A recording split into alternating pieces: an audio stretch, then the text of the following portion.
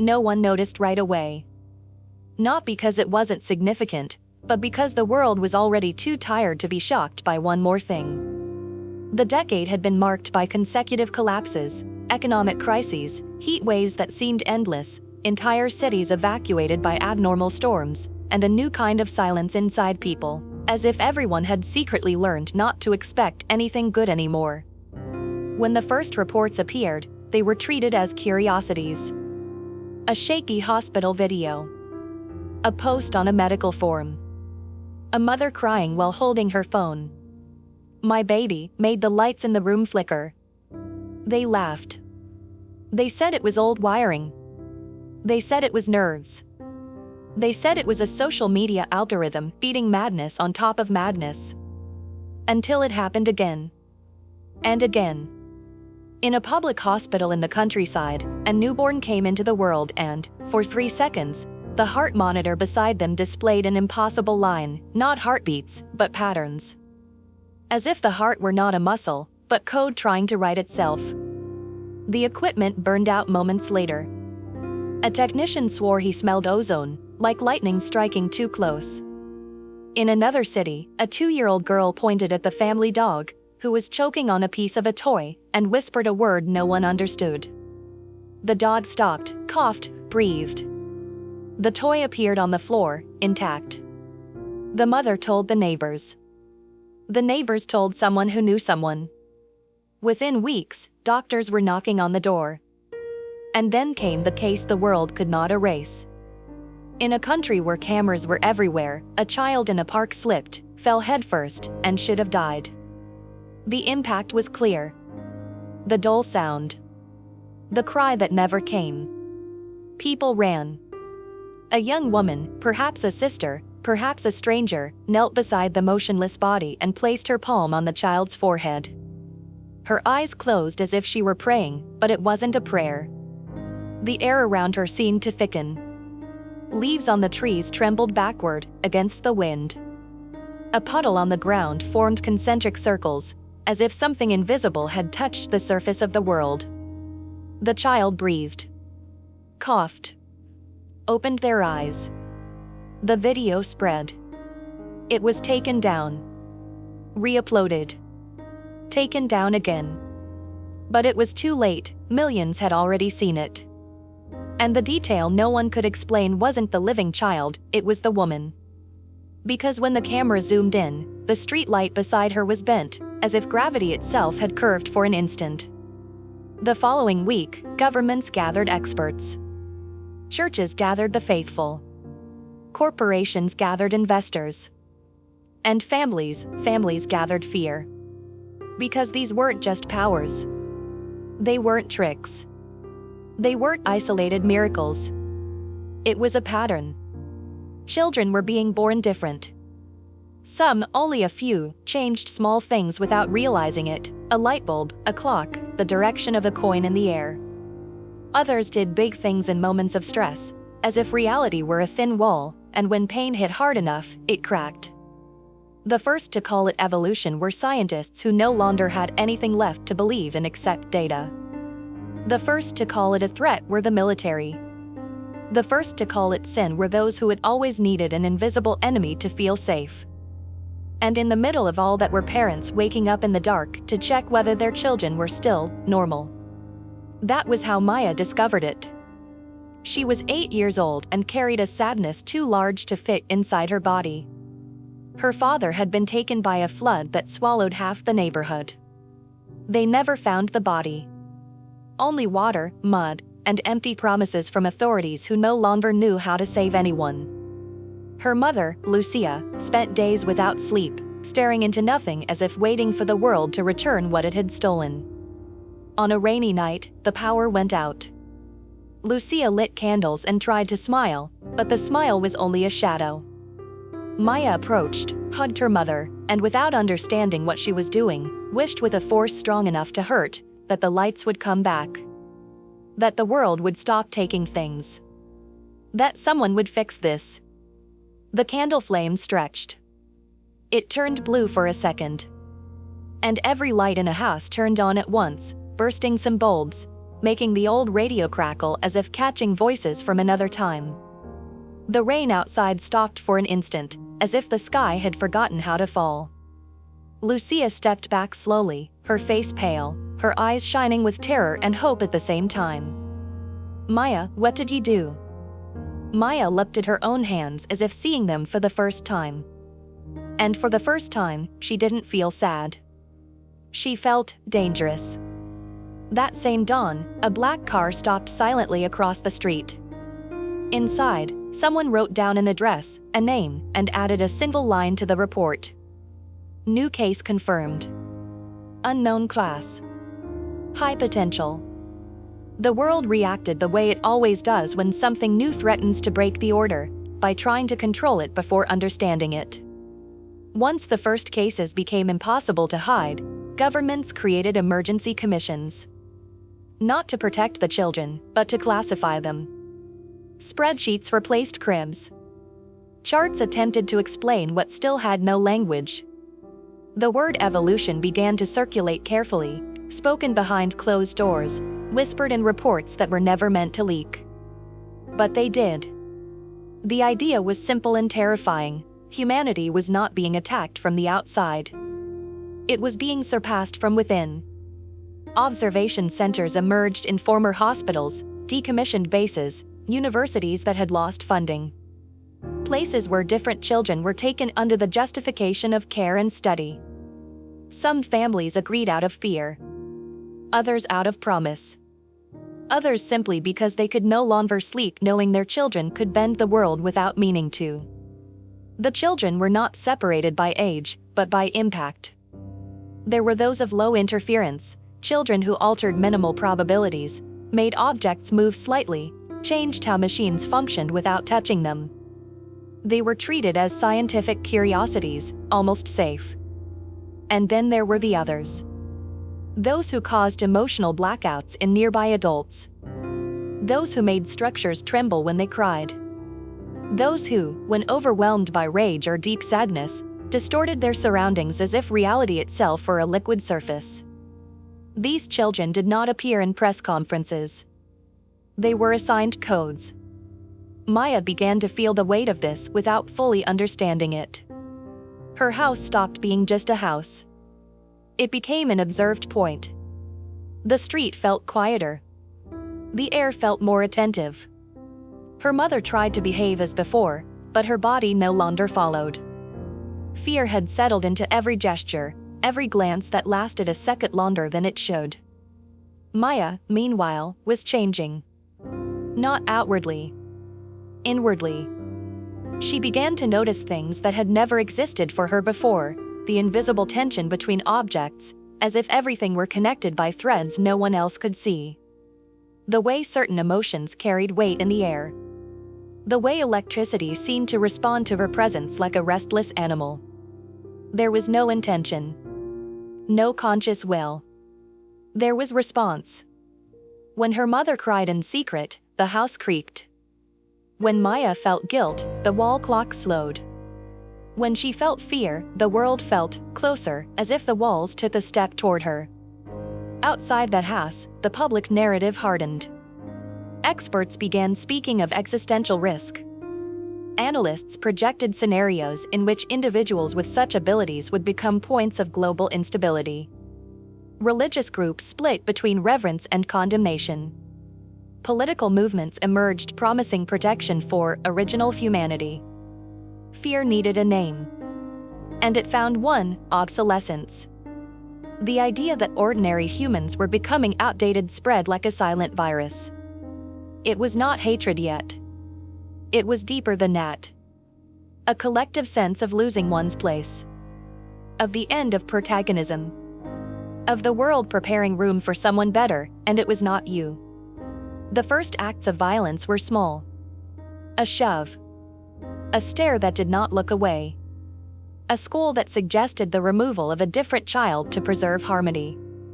None of these actions came with open rage. They came with justification. They always do. Inside the observation centers, researchers noticed something that froze any attempt at reassurance. The children were not becoming more unstable over time. They were becoming calmer. And that was worse.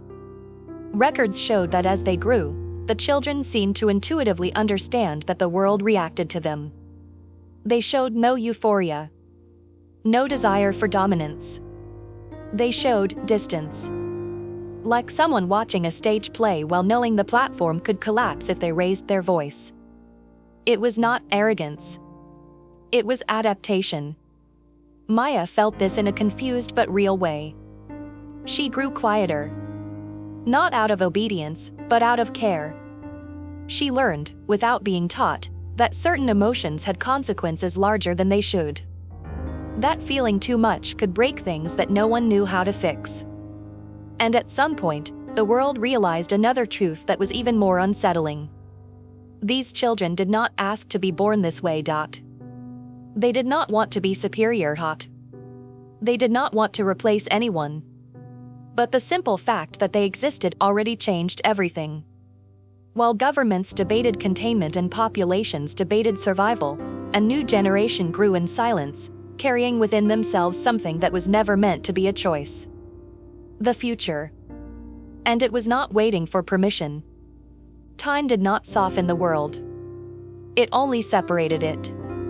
As the years passed, the difference between ordinary humans and the evolved children ceased to be merely scientific or political. It became sensory. There was something about them that no longer fit into the same spaces, not out of arrogance or conscious choice, but by consequence. Environments changed when they entered.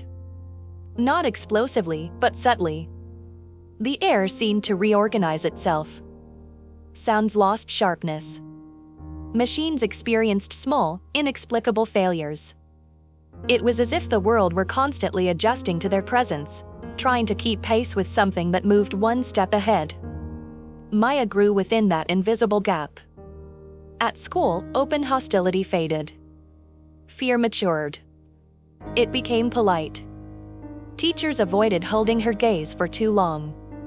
Classmates kept a careful distance, just enough to seem coincidental. There were no accusations. No shouting. There was silence, and that silence carried more weight than any insult. Global reports began to confirm what many already sensed intuitively: the evolved children processed the world differently. Not faster. Broader. Where humans saw isolated events, they perceived chains. Where others felt individual emotions, they sensed entire emotional fields, as if sadness and fear were environmental phenomena, not merely internal states. This created an inevitable distancing. Not because they felt superior, but because it became increasingly difficult to share simple experiences. Ordinary games felt hollow. Competitions, irrelevant. Repetitive human arguments sounded like noise, not out of contempt, but exhaustion. Maya began spending long periods simply observing. Not people specifically, but patterns. The way crowds moved at predictable hours. How political decisions generated emotional waves before any concrete effects occurred. How fear always arrived before violence, announcing it. She did not intervene. She had learned early that intervening altered more than the immediate event. Every small adjustment produced echoes. And echoes, over time, demanded a price. Observation centers multiplied. They were no longer presented as places of study, but as appropriate environments. Separation became synonymous with protection. To those outside, it seemed reasonable. To those inside, it was something else entirely.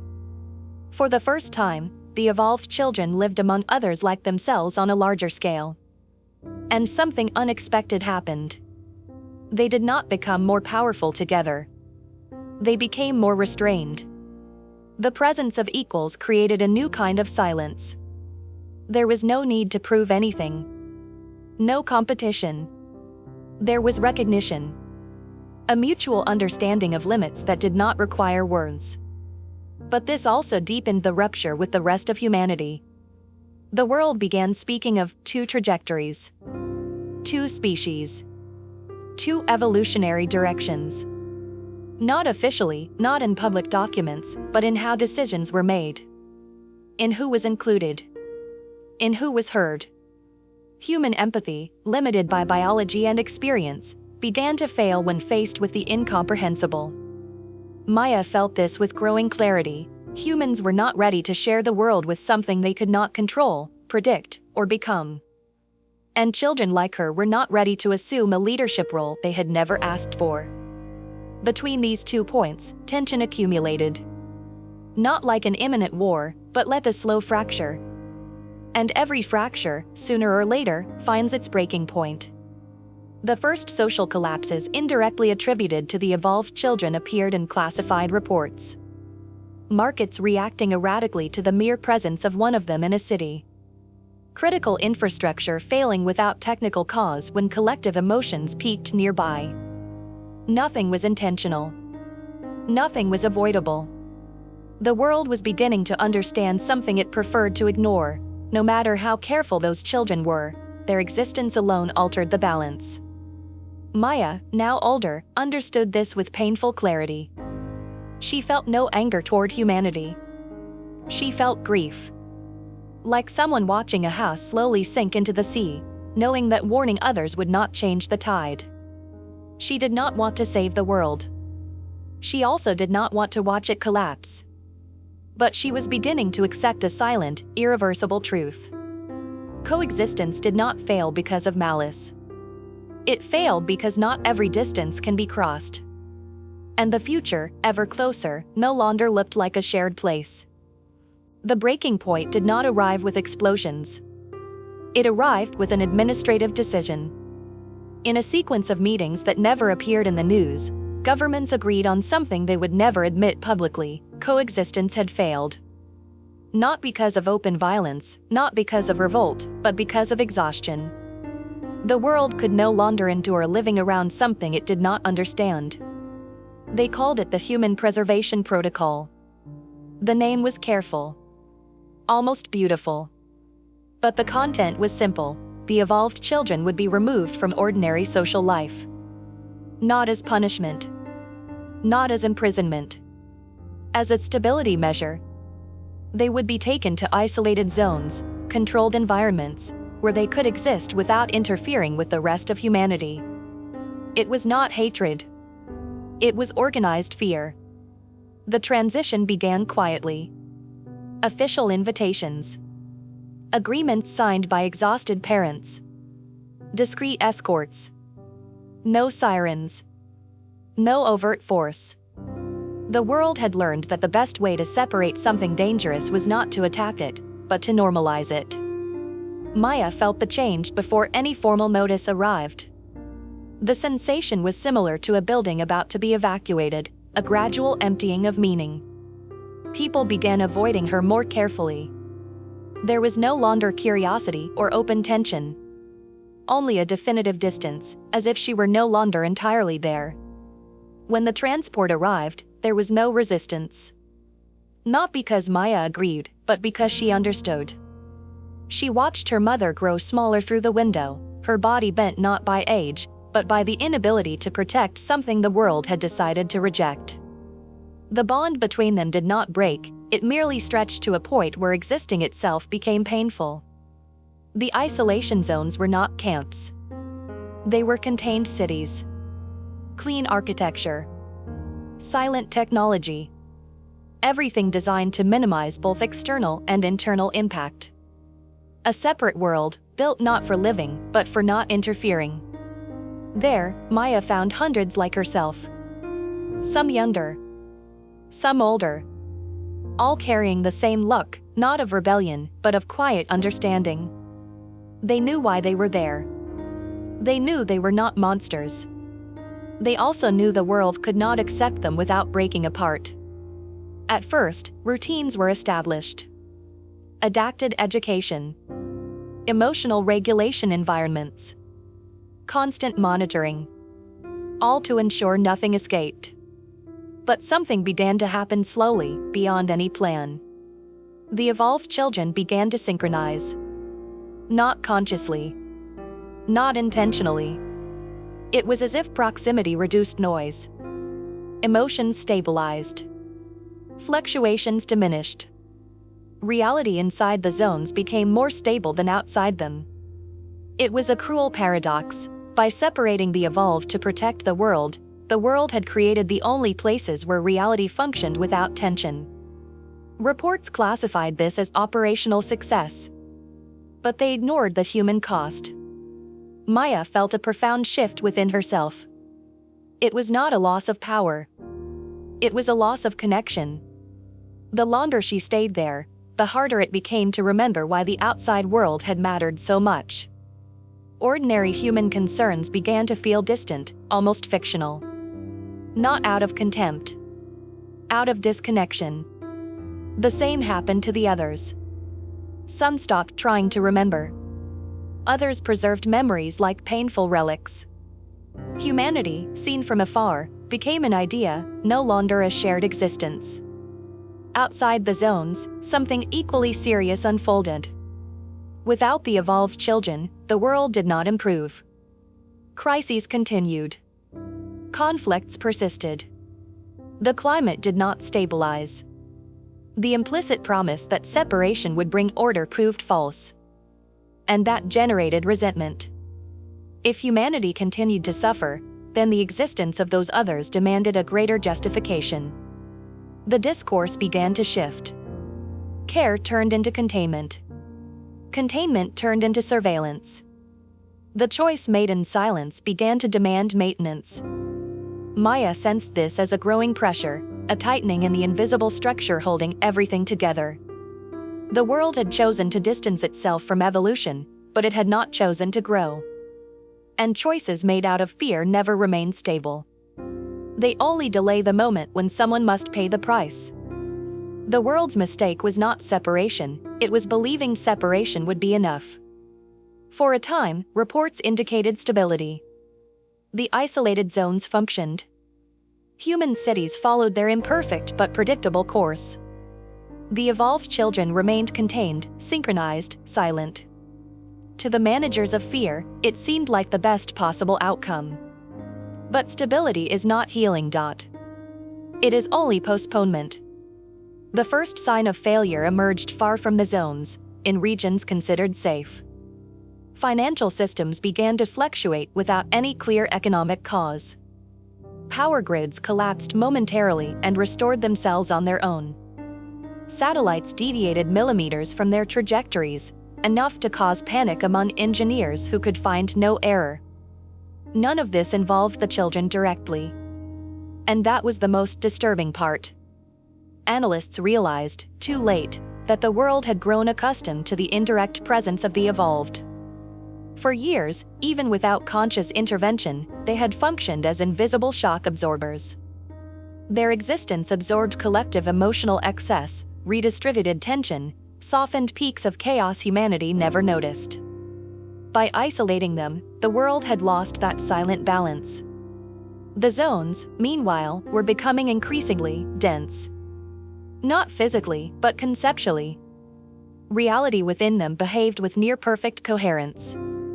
Stable climate. Regulated emotions.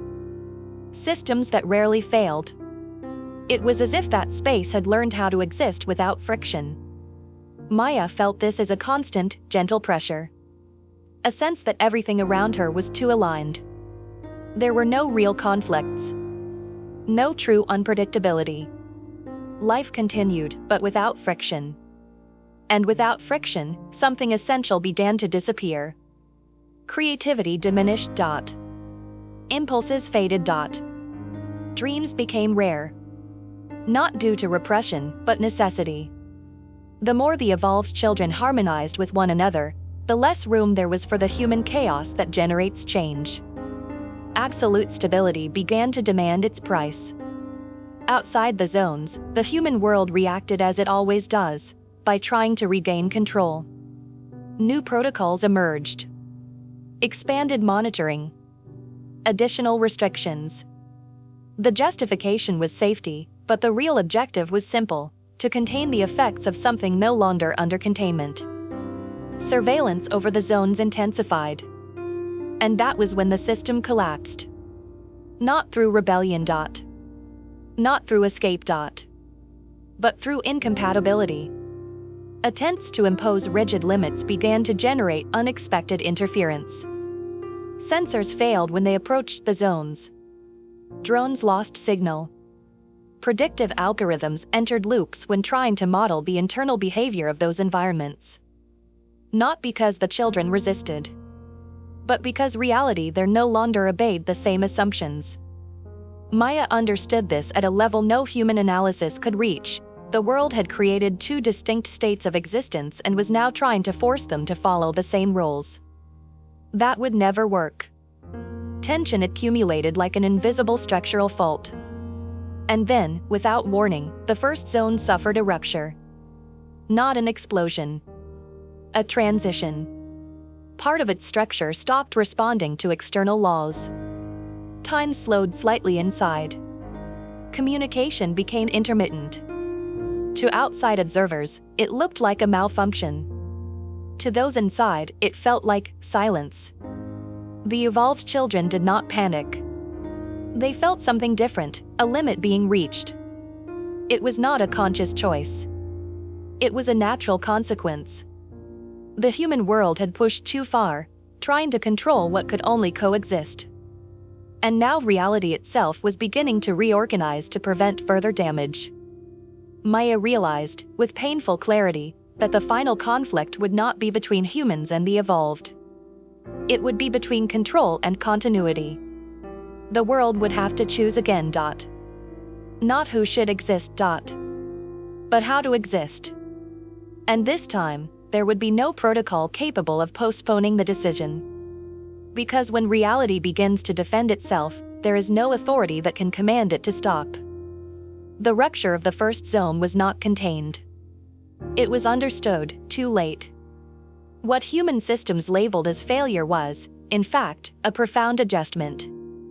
Reality was not collapsing. It was protecting itself. For decades, the world had been forced to operate under growing tension, accumulated fear, excessive control, decisions made to preserve a normality that no longer existed. The evolved children had absorbed part of that burden simply by coexisting. When they were isolated, the silent balance was lost. Now, the very structure of the world sought a different arrangement. The zone in transition did not expand aggressively. It did not advance over cities. It did not erase borders.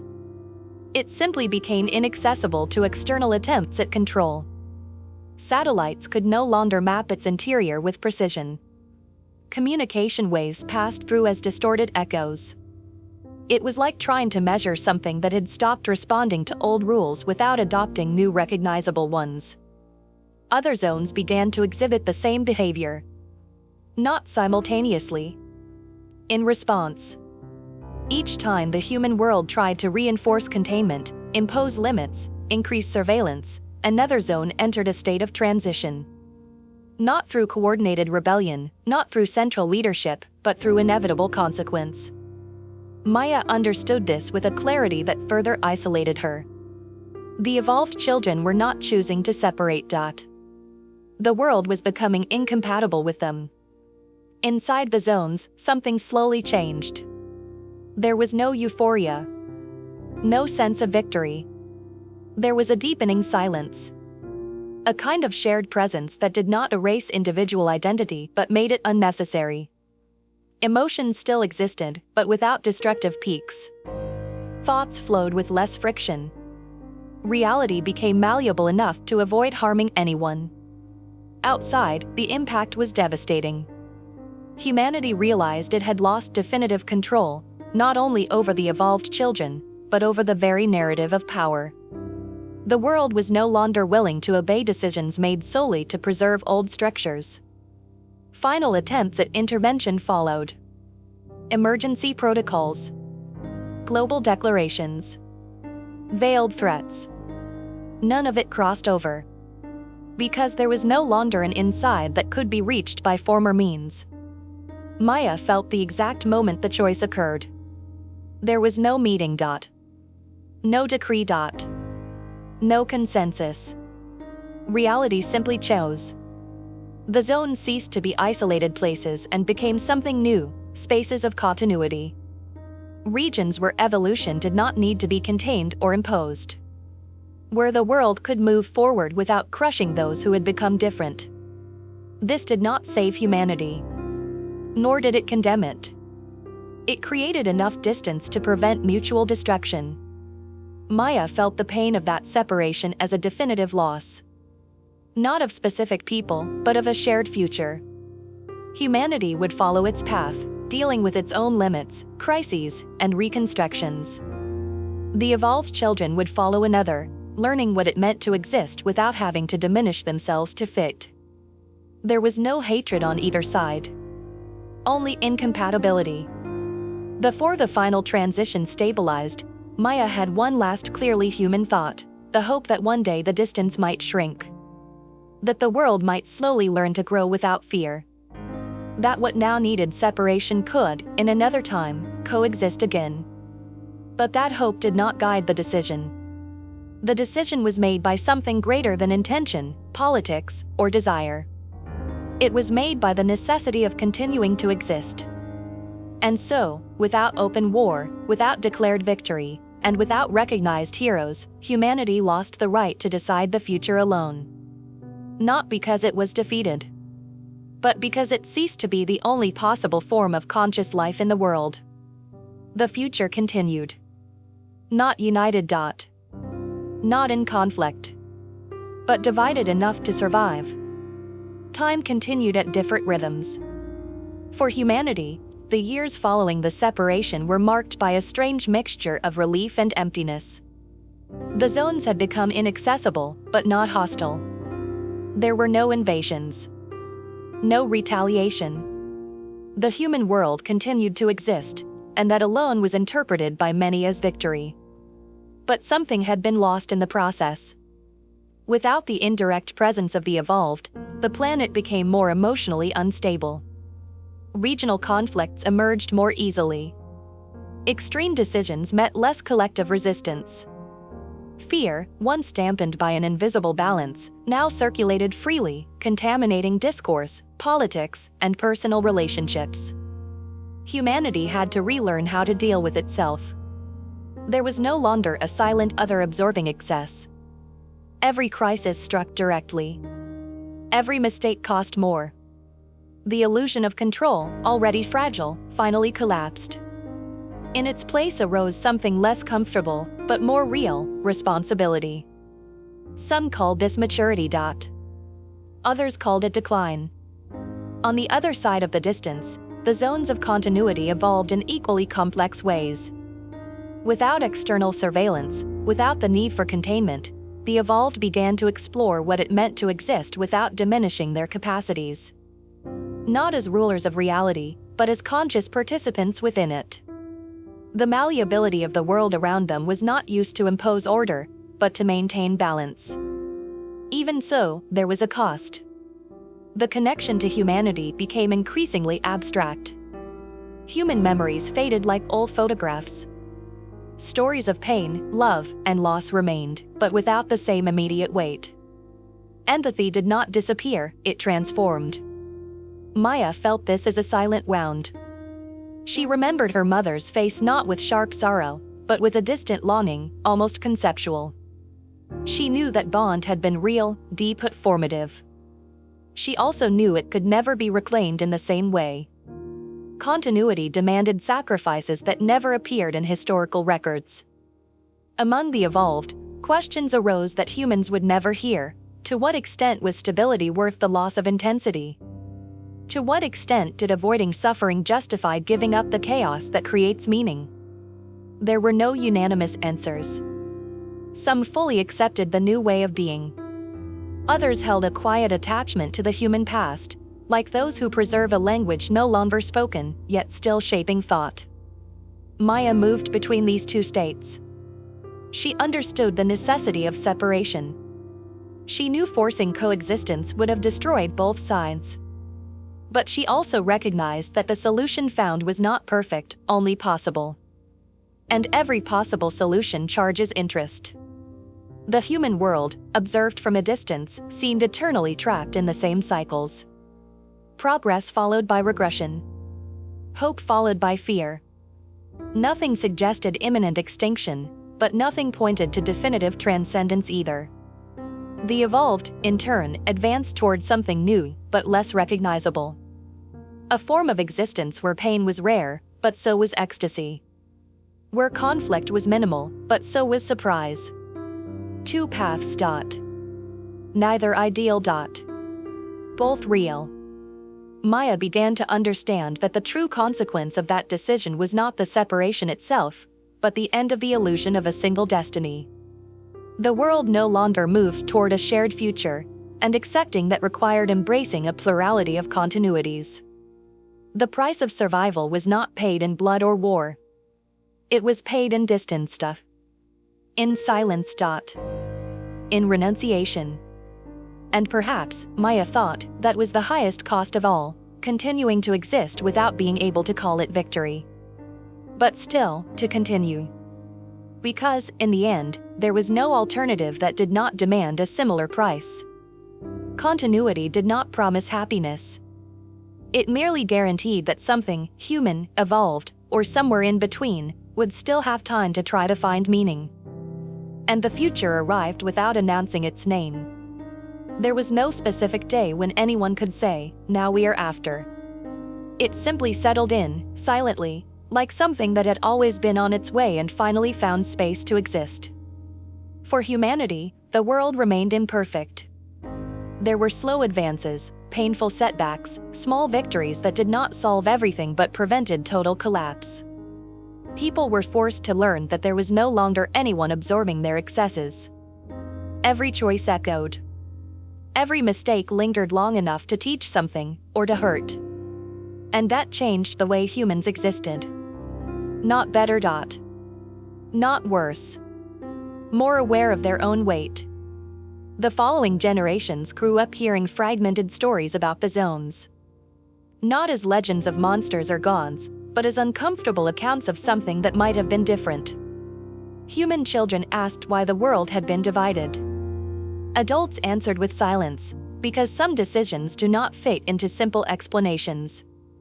On the other side of the distance, the evolve continued. They did not move toward paradise. They did not become absolute. They slowly learned how to coexist with a reality that responded to them without demanding domination. They created forms of existence based on balance, not control. The world there was not perfect, it was sustainable. Still, there was accents. Maya felt that accents as a constant presence. She knew the separation had been necessary. She knew collapse had been avoided. But she also knew something deeply human had been lost, the possibility of growing together, failing together, learning within the same space. Over time, Maya began to notice something new. The distance was not static. It was an interval. Small signs emerged, almost imperceptible. Human emotions that began to resonate beyond what was expected. Collective decisions less driven by fear. Rare moments when the human world seemed, for brief instants, more stable without resorting to extreme control. Within the zones, the evolved felt these variations as soft echoes. Not as calls, but as possibilities. Reality, always in motion, was once again testing its own limits. Nothing guaranteed reunion. Nothing promised reunification. But nothing decreed eternal separation either. Maya then understood the final truth of that story: the future does not choose sides. It simply responds to the conditions given to it. The division was not an end, it was a necessary pause so that each form of life could learn how to exist without destroying the other. Humanity needed to learn how to grow without outsourcing its excesses. The evolve needed to learn how to exist without completely abandoning what made them human. Both were still learning. And perhaps that was the true legacy of everything that had happened, not the creation of a new species, nor the fall of an old one, but the interruption of the idea that the world must have a single answer. The future did not demand winners. It demanded maturity. In a final moment of quiet clarity, Maya thought that perhaps the world was never meant to be perfect. Perhaps it exists precisely to force different forms of consciousness to learn, slowly, not to destroy one another. And as long as there was time, flawed, imperfect, divided, there would still be a chance. Not to fix everything, but to keep trying. The future did not arrive as a promise. It arrived as responsibility. And, for the first time, both humans and evolved seemed to understand what that truly meant.